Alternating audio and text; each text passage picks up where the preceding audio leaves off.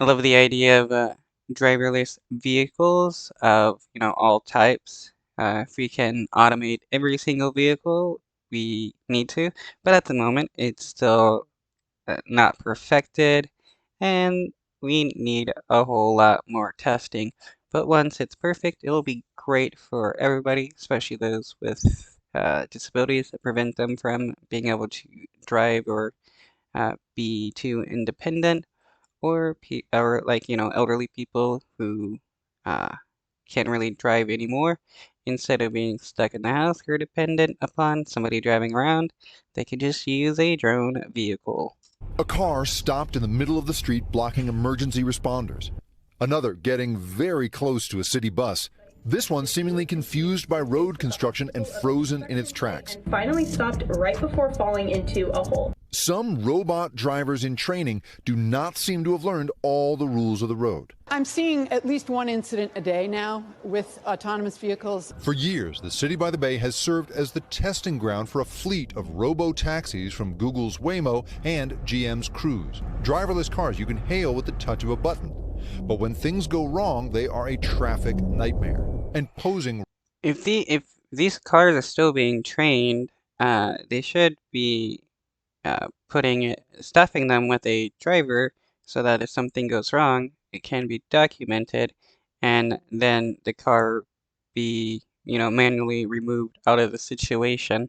Real roadblocks for first responders. The autonomous vehicle just came and blocked them. And Fire Chief Janine Nicholson's people say without a driver at the wheel, robot cars often make the wrong choice around fire trucks. They stop in the middle of the street and turn their emergency blinkers on anytime they see flashing lights on an emergency vehicle. When a fire department has to roll out on a call like this, if they can't get to a fire in time, every minute that goes by, the fire can double in size.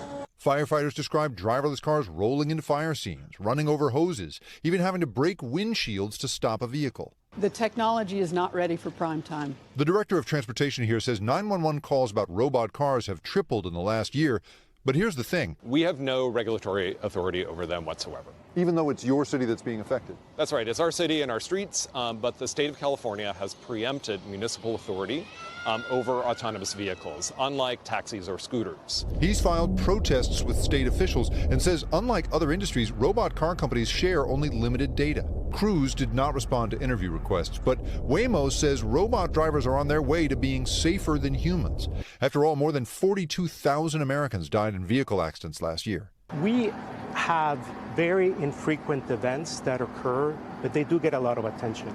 They say it's 3 911 calls a day about autonomous vehicles. So that doesn't sound infrequent, I have to say. What I mean is relative to the number of miles that we drive and relative to the number of emergency vehicle contacts that we face on a day-to-day basis. Waymo Yeah, to kind of change it up there. chief safety officer says that every mile of the millions driven in California and Arizona teaches the whole fleet new skills. And the company is expanding service here.